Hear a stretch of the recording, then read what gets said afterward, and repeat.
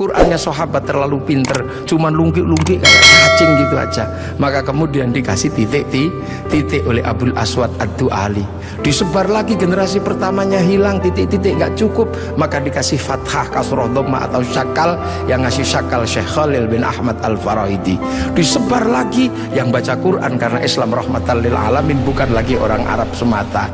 Orang Andalusia baca Quran wadduha, keliru menjadi wadduhe. Ini.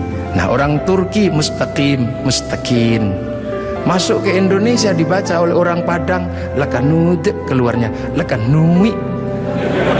Karena orang Padang kalau bilang Muhammad, Muhammad. Orang Sunda ketika baca alladzina, sebagian besar keluarnya alladzina.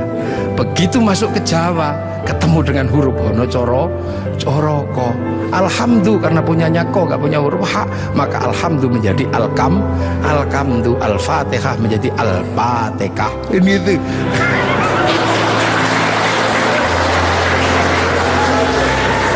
Nah ini orang kalau ngerti proses kodifikasi Quran pasti tahu. Ketika masuk ke semua negara pasti berbeda. Al-Fatihah menjadi Al-Fatihah. Dan ini yang dialami oleh Bapak Presiden Republik Indonesia. Iya, makanya Al-Fatihah. Itu. Ya Hayyu Ya Qayyum menjadi Ya Kayuku Ya Yumu. Robbil Alamin kayaknya punya huruf Ain, nggak punyanya ngo, keluarnya Robbil Ngalamin. Nggak punya dot, punyanya lo, maka Ramadan keluarnya Romlan. Begitu dibaca orang Bali sangat susah karena orang Bali nggak bisa bilang tok, bilangnya tok. Maka sirotol menjadi sirotol ladzina an'amta alaihim. Islam berkembang ke semua negara dan berbeda. Ketika dibaca oleh orang Bugis alaihim, keluarnya alaihing. Karena orang Bugis kalau bilang N jadi eng, kalau bilang eng jadi N. Makanya ada dulu mantan Kabulok bernama Beduamang, itu berasal dari Abdurrahman. Nah itulah makanya kemudian Islam bergerak. Nah lantas apa? Lantas terciptalah sebuah ilmu untuk bagaimana orang di seluruh dunia Islam mampu membaca Al-Quran. Dibikinkanlah sebuah ilmu yang dikasih judul At-Tajwid fi Qiraatil Quran, yang nulis Abu Ubay Qasim bin Salam.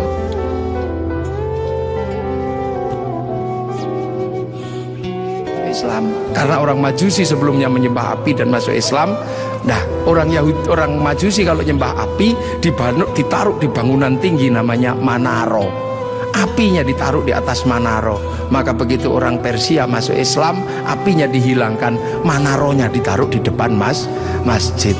Seluruh dunia Islam melihat Manaro kok bagus di depan masjid, maka kemudian semua berlomba-lomba bikin Manaro. Sampai Jakarta bernama Menara.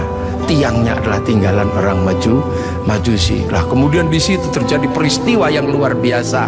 Setelah itu, sebelum sampai ke sini, terjadi peristiwa luar biasa. Pada tanggal 10 Asyura, seluruh cucu-cucu Rasulullah terbunuh oleh Yazid bin Muawiyah. Maka bulan Asyura adalah bulan duka kaum muslimin dunia. Makanya orang Indonesia terutama di kampungnya Bapak Presiden menyebut bulan Asyura dengan sebutan bulan Suro. Ekornya saja yang diambil, karena orang Jawa itu sukanya ngambil ekornya aja. Muhammad diambil mat, Asyura diambil suro. Makanya di bulan Asyura orang berduka karena terbunuhnya cucu Rasulullah. Maka di Jawa ada tradisi tidak mantu, tidak nikahkan anak, itu karena bulan duka.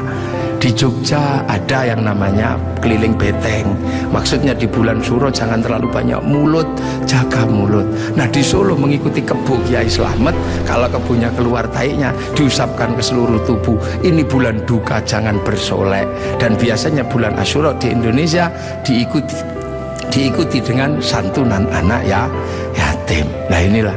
Dan dari situ terus Islam bergerak, makanya monumen-monumen itu. Lahir Sayyid Ali Zainal Abidin.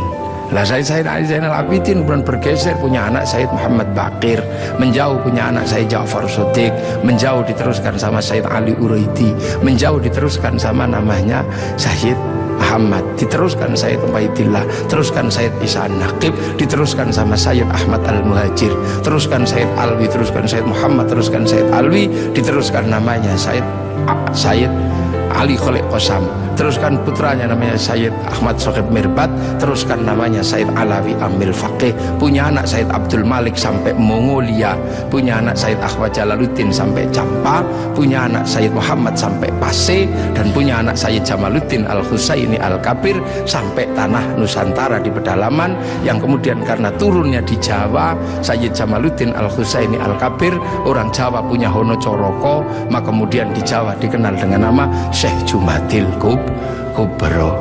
Dan disitulah kemudian Islam ketemu dengan kebudayaan peradaban Nusantara. Nah inilah tonggak Makkah ini yang akhirnya menjadi penjelasan, oh ternyata Makkah sini geser di sini.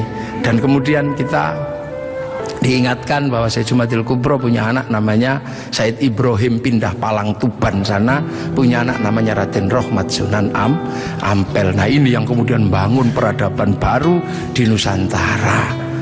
Syekh Jumadil Kubro punya murid namanya Samsuddin pindah Jawa Barat, dikenal dengan nama Syekh Kuro, punya murid namanya Datuk Kahfi pindah Cirebon, punya murid namanya Syarif Hidayatullah Sunan Gunung Jati. Nah inilah baru kita kemudian menemukan titik sini. Nah pertanyaan-pertanyaan besarnya inilah yang akhirnya kemudian menjadi penjelasan. Lantas bagaimana kita mengikuti Rasulullah di tempat yang jauh ini? Rasulullah memberikan garis namanya ahli sunnah wal jamaah, bahwa Rasulullah yang diajar pertama wal jamaahnya bernama sahabat, wal jamaahnya sahabat generasi kedua namanya tabi'in, tabi'in punya generasi berikutnya namanya tabi'ut tabi'in, dan kita ini adalah generasinya para ulama yang cara pembelajarannya sangat berbeda. Di Arab sana Rasulullah mengajarkan bagaimana makan dengan 3 jari, masih bisa dijalankan sampai hari ini karena di sana masih kurma sama roti. Begitu sampai di Nusantara sudah tidak kurma dan tidak roti, tapi sudah soto, maka makan dengan 3 jari sudah bukan sesuatu yang mudah. Di sana kurban pakai unta, di sini tidak lahir unta, tapi lahir kerbau sama sapi. Karena terlahir kerbau sama sapi, maka jangan memaksakan diri kurban pakai unta, nanti ditangkap oleh polisi karena nyuri untanya Kebun Raya Bogor. Ini di sana masih bisa pakai jenggot dengan utuh, tapi di sini rasnya adalah ras Mongoloid, sudah tidak punya jenggot. Inilah maka ulama awal yang datang ke sini tidak pernah ribut masalah simbol-simbol yang tidak bisa dilakukan oleh orang Indonesia. Nah sekarang ini tugas pemerintah, karena banyak orang yang kemudian lupa kedudukan itu, kemudian memaksakan menjadi orang dipaksa langsung ikut seperti Rasulullah. Nah ini yang harus kita pahami, bahwa kita ini berkedudukan sangat jauh. Quran saja berbeda-beda ketika mengajarkan. Di awal Rasulullah Quran tidak ditulis. Kenapa? Karena sahabat apal Quran. Orang apal tidak perlu menulis. Saya apal wajah istri saya, nggak pernah bawa fotonya kemana-mana, karena saya apal. Makanya ibu-ibu yang fotonya dibawa kemana-mana jangan seneng dulu, jangan-jangan karena belum apal. Lalu kemudian setelah Rasulullah meninggal, sahabat nulis Quran. Nulis Quran sahabat. Untuk apa? Untuk tabi'in yang tidak ketemu Rasulullah. Tiba-tiba generasi sahabat meninggal, tabi'in mengajar bawahnya. Qurannya sahabat terlalu pinter, cuman lungkik-lungkik kayak cacing gitu aja. Maka kemudian dikasih titik oleh Abul Aswad Ad-Du'ali. Disebar lagi, generasi pertamanya hilang, titik-titik nggak cukup, maka dikasih fathah, kasroh, dhamma atau syakal. Yang ngasih syakal Syekh Khalil bin Ahmad Al-Farahidi. Disebar lagi, yang baca Quran karena Islam rahmatan lil alamin, bukan lagi orang Arab semata. Orang Andalusia baca Quran wadduha, keliru menjadi wadduhe. Ini. Nah orang Turki mustaqim. Masuk ke Indonesia dibaca oleh orang Padang lakanud, keluarnya lakanui. Karena orang Padang kalau bilang Muhammad Mahamme. Orang Sunda ketika baca alladzina, sebagian besar keluarnya alladzina. Begitu masuk ke Jawa, ketemu dengan huruf hono coroko. Alhamdu karena punyanya ko, gak punya huruf ha, maka alhamdu menjadi alkamdu, al-fatihah menjadi al-fatihah. Ini itu.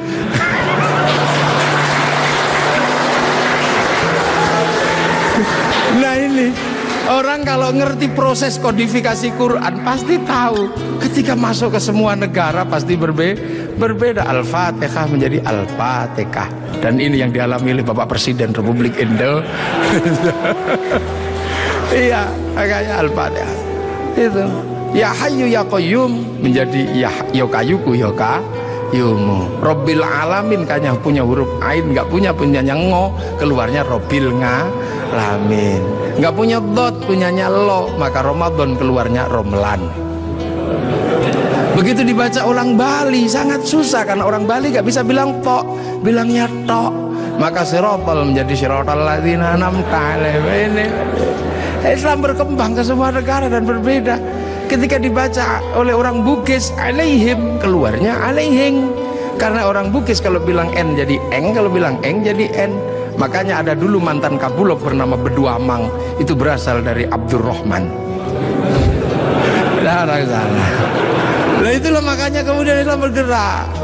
Nah lantas apa? Lantas terciptalah sebuah ilmu untuk bagaimana orang di seluruh dunia Islam mampu membaca Al-Quran. Dibikinkanlah sebuah ilmu yang dikasih judul At-Tajwid fi Qiraatil Quran, yang nulis Abu Ubay Qasim bin Salam. Orang akan tahu. Nah ini generasinya para ulama. Dan yang paling besar, yang mungkin Bapak Presiden sudah pernah saya sampaikan, tapi ingin saya sampaikan lagi biar kita tidak lupa. Ada perubahan besar ketika masuk ke tanah Nusantara, di mana waktu itu tanah Nusantara sangat susah dimasuki Islam. Kenapa? Ini bangsa sudah sangat beradab.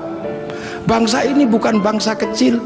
Tahun 1222 ke atas, sebelum tahun 1300 sudah mampu menaklukkan Mongol yang menaklukkan Eropa, menaklukkan Arab, mampu ditaklukkan oleh kekuatan Nusantara yang namanya Singasari.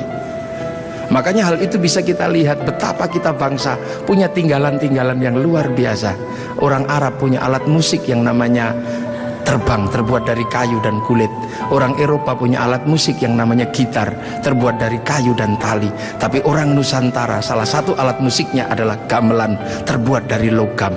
Hanya bangsa yang menguasai ilmu pertambangan yang maju dan penguasaan metalurgi yang mapan mampu membuat alat musik dari logam. Dalam cerita-cerita besar, kita juga punya cerita besar yang sama. Orang Eropa punya cerita tentang Cinderella, kita punya cerita bawang putih, bawang merah. Orang Eropa punya Samson, orang Arab punya Sam'on, kita punya Bandung Bondowoso. Kita punya Sangkuriang, kita punya Sipahit Lidah. Orang Sanya punya cerita Romeo Juliet. Orang Arab punya cerita yang namanya Laila Majnun. Kita punya cerita Andi-Andi Lumut. Kita punya cerita, banyak sekali cerita cinta di Indonesia. Sana punya cerita namanya Kura-Kura Ninja. Kita punya cerita Kancil Nyuriti. Sama saja, apa bedanya? Bahasa-bahasa kita juga bahasa-bahasa yang tidak bisa direndahkan. Orang Inggris bilang rice, orang Arab bilang rus, orang kita bilangnya macam-macam. Kalau masih di sawah namanya padi, kalau sudah dipanen namanya gabah, kalau sudah digiling namanya beras, kalau patah-patah namanya menir, kalau dibungkus namanya lontong pakai daun, kalau dibungkus pakai namanya ketupat pakai janur, kalau tidak dibungkus namanya nasi, dicuri satu namanya sebutir nasi, kalau diublek-ublek namanya bubur, pantatnya kosong namanya kerak atau intip. Sana cuma rice sama rus. Ini yang kita tidak boleh malu menjadi bangsa Indonesia. Semua yang kita miliki sama. Ini menandakan bahwa kita pernah menjadi sebuah bangsa yang besar, berkasta-kasta, berbeda-beda. Maka kemudian Islam mulai memperkenalkan konsep besar sehingga kita punya bangsa dan negara. Konsep besar apa? Diperkenalkanlah bagaimana hidup bersama, saling menjaga. Diperkenalkan konsep besar namanya musyarakah, yang akhirnya dikenal dengan bahasa masyarakat. Kalau sudah jadi musyarakah, semua harus saling mengerti dan saling bertanggung jawab. Maka diajarkanlah menggunakan kalimat Rasulullah, kullukum ra'in wa kullukum mas'ulun an ra'iyati. Raja dan hamba dihilangkan, diganti dengan ra'iyah, yang diserap ke bahasa Indonesia menjadi rakyat. Dan satu-satunya bangsa Islam di dunia yang mampu mengadaptasi kalimat ra'iyah menjadi rakyat hanya ulama-ulama Indonesia. Hanya ulama Indonesia. Nah kenapa? Karena kita ini pilihannya berbeda. Pilihan bangsa yang disebut wa ja'alnakum syu'uban wa qabaila. Disinilah tempatnya. Arab tidak ditemukan bangsa yang berbeda, mereka satu bangsa. Eropa satu bangsa, Arab satu bangsa dipikul puluhan negara, Eropa satu bangsa dipikul puluhan negara. Tapi disinilah ada satu-satunya tempat puluhan bangsa bisa dipikul oleh satu negara, Kesatuan Republik Indonesia. Makanya harus disatukan. Tidak ada lagi raja hamba, yang adalah ra'iyah. Kalau sudah ra'iyah, tidak boleh lagi menyebut kafir. Kenapa? Karena kafir adalah orang yang menentang Allah dan memusuhi kaum muslimin. Kalau sudah hidup bersama, namanya dhimmi. Kalau sudah saling bertanggung jawab, namanya ra'iyah. Maka ketika para ulama sudah menyebut kita dengan sebutan rakyat, jangan lagi kau turunkan derajat ra'iyah menjadi derajat kafir. Maka tidak ada lagi kata kafir di Indonesia, karena sudah ra'iyah atau rakyat. Ini kenapa para ulama sepuh tidak ada yang menyebut kafir. Kemudian ra'iyah kalau berkumpul diajarkan bagaimana hidup bersama, berbahagialah, berbicaralah dengan baik-baik. Maka konsep yang ditawarkan adalah wasyawirum fil amri. Maka kemudian ra'iyah yang hidup bersama dan berbicara secara bersama disebut musyawarah. Kalimat wasyawirum fil amri. Kemudian kalau bermusyawarah jangan menang-menangan sendiri, berbagilah, saling bertoleransi. Maka kemudian lahirlah konsep besar, konsepnya disebut tafassahu fil majalis. Maka kemudian muncullah istilah majelis. Dan ketika para ra'iyah mengangkat pemimpin, harus seluas cakrawala yang pernah diajarkan Allah, wasi'a kursiyus samawat. Maka kedudukannya adalah bernama kursi. Ada kursi presiden, ada kursi DPR, ada kursi menteri. Karena daerah ini yang membangun adalah para wali, maka kawasan ini disebut wilayah.